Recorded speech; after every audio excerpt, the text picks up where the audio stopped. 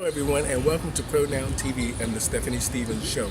Today we are here in downtown Toronto in the beautiful Allen Gardens Park. We wanted a change of scenery. So today on my show we're going to be talking about activism and key roles that some of the trans women play in making sure that our community is supported and get the resources that they need. And during this pandemic, who they should reach out to now that a lot of the programs are no longer. So today I invited Vanessa Carter to my show to talk about trans activism. So welcome to my show, Miss Lady. Thank you, Stephanie. How are you doing? I'm good. I'm happy to be here. Oh, you're welcome. You know, I am so glad that you decided to do the show with us today because we want to educate and inspire. And that's what we need to do. Now, let's first get it out of the way. How do you identify? I go by she, her. Okay. Now, how long have you been in Toronto? 10 years. Oh, 10 years. Where are you from? I'm originally from Barbados, a small Caribbean country. Now, I want to just ask this question about your transition. How long have you been transitioning? 15 years. Oh, it was. I loved it earlier when you were telling me a little story about you and a friend and That was when I was young. I was like 16 years old. I didn't even know myself. I didn't even know what transgender was. I know I was different from everyone else. I know I was the most openly gay person in the paramilitary group, which they gave me hell for, but I stood my ground. And you know what? That made me so strong and powerful to come out to my parents, come out to my community, and just live my life freely. It was hard because obviously in the Caribbean there's a lot of homophobia, but I lived my life for me. You know, I gotta say this: you're beautiful. Thank you. Beautiful. and it's, for me, I would have never guessed that you were a transgendered woman, which is good today. A lot of transgendered women are actually living their truth. And Out now, loud and in color. and everybody's online now, and you see it everywhere. This is amazing, amazing. You think 10 years ago, 15 years ago, we would have never been You never able saw no to presence. Never saw no presence on TV, radio, nothing. And you know, the good thing about all of this is that she was right when she said to me earlier that the pandemic actually equalized a lot of things. That's so, right. Now, what have you been doing? What have you been Well, doing? I've been doing a course in harm reduction because, you know, in the gay community and, well, in the whole world, this epidemic with the opioids has taken over. You know that before this, I was a pandemic that we have here with the coronavirus, we had the AIDS epidemic, and now we got this opioid epidemic. So we have to come together as a community and try to help each other out. You know what I mean? So we need more harm reduction workers, and I saw a course online, and I'm taking it. I'm actually 6 courses in, so I have 3 more to go, and then hopefully I'll be certified. You know, that's the wonderful thing about trans women today.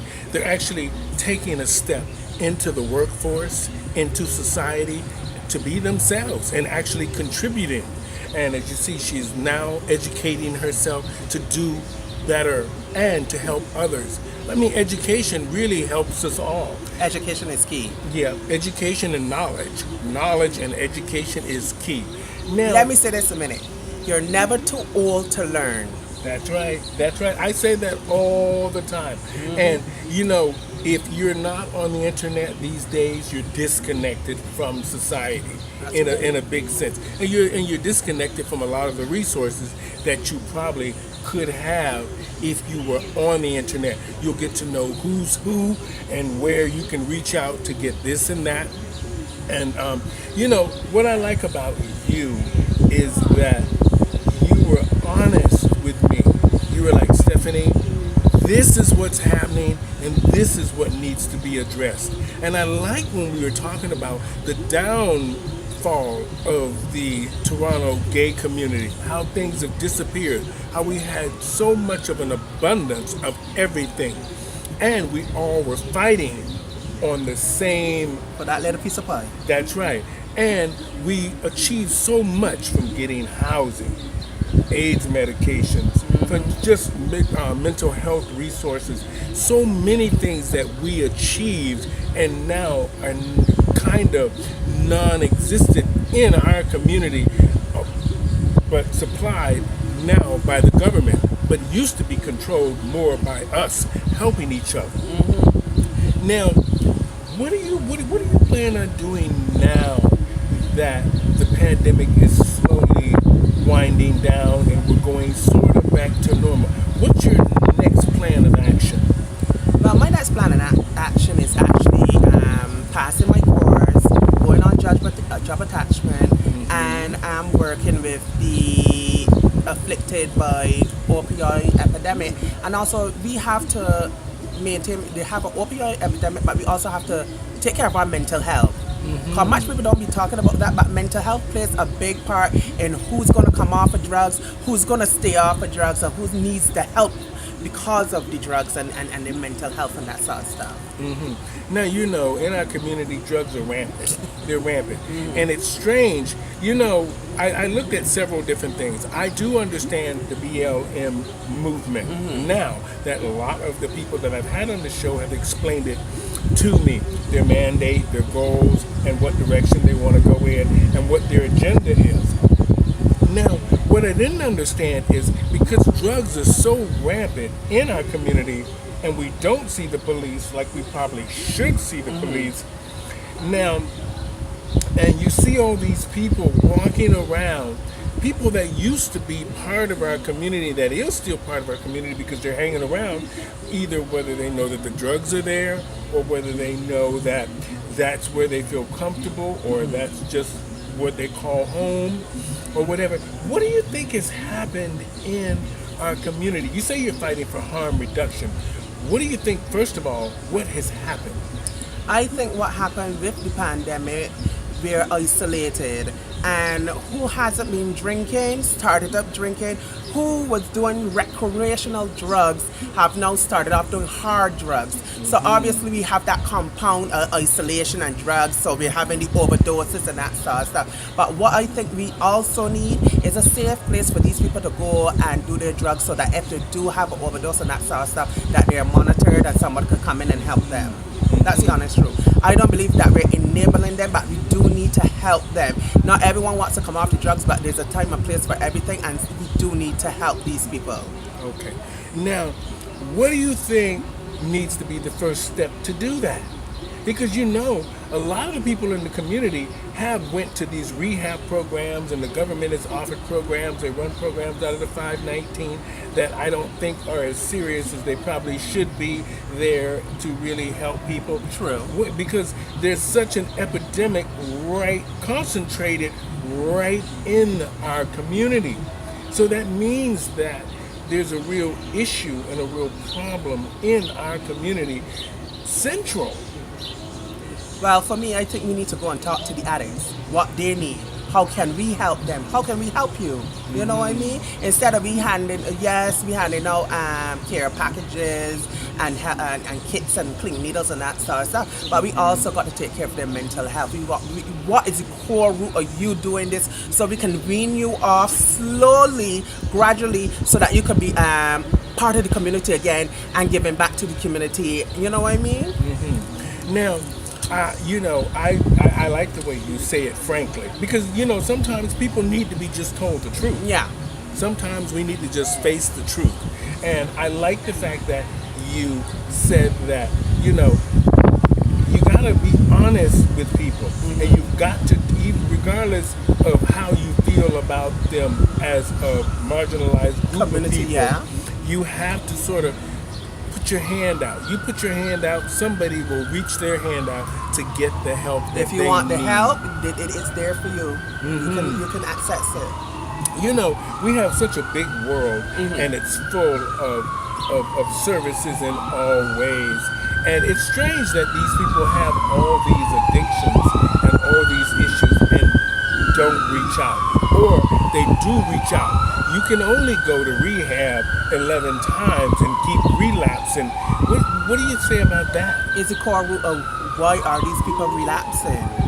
You understand? what is making them relapse, what's making them go back choosing the drugs when they're off of the drugs. You understand what I mean? So we have to look into that too. And yes, you said there's a lot of resources, but how are they going to tap into the resources? Because I'm going to tell you the honest truth, when I was transitioning, there was a lot of resources, but then if you didn't know who to ask, you will never know where to go. So that's the lack of knowledge and people and knowing where to go is the problem as well. Now, you know, when you say that, you know, me being from Florida, I know that the girls didn't have a lot of resources because a lot of them didn't go to doctors. They did a lot of these illegal silicone Sisters to things. sisters. Yeah. We get a sister get hormones, she sell it to you and that sort of stuff. And, you know, it's a good thing that now that the government is really starting Regulating it. Yeah, and starting Giving to... your family doctors. You know, you're getting your liver tests and everything else test so that you don't get liver disease. You're getting an oncologist to test your blood and all of that sort of stuff. Yeah. This is it's amazing what trans women have how well they're doing these days and how far they have to go. But in the process of her being a trans woman and helping other trans women and marginalized people at the same time understand their mental health, understand that there are options and there is resources. And the good thing about this is, for me, I really want to put it out there for the girls to really reach out for the resources. People who are struggling with anything, like all of us are struggling with something, reach out to people. There's a lot of people that will help you. Now, you know, the Canadian government has been amazing and sort of, you know... It's a back and forth, a tug of war, yeah. It's a tug of war in a sense, but yet there is some common ground. I just want to say thanks to the Canadian government. I'm the woman that I am today. Because when I first came here, I got in contact with a doctor that was knowledgeable about transitioning and that sort of stuff. And that's what we need more. We need more doctors that know about transitioning and that sort of stuff, but they're not a lot. And the doctors that are trying to help are, you know, fumbling in the dark, trying to figure out what's going on. And I want to say this. There's no reason for a sister to be taking hormones and not going to the doctor, because hormones can cause blood clots and that sort of stuff. They have a lot of accessibility to doctors that actually know what they're doing, that can help us, that can put us on the right dosage and that sort of stuff, so we don't be overdosing ourselves and going in and almost, you know, overdosing and committing crimes and that sort of stuff. Well, you know, that's a good thing about this country and the government. It's great country. They have, you know, I was watching a few weeks ago, I saw that they brought up the drag thing in Parliament, and I was very surprised that they actually brought the drag thing up and said that it needs to be looked at as art. So that's a step for the entertainers and the performers and the drag queens, or I just say entertainers or female impersonators, people who are trying to make a living in the art of female impersonation, whether they're transitioning as a woman or they're just entertainers or performers, or they're just being themselves and wanting to express themselves.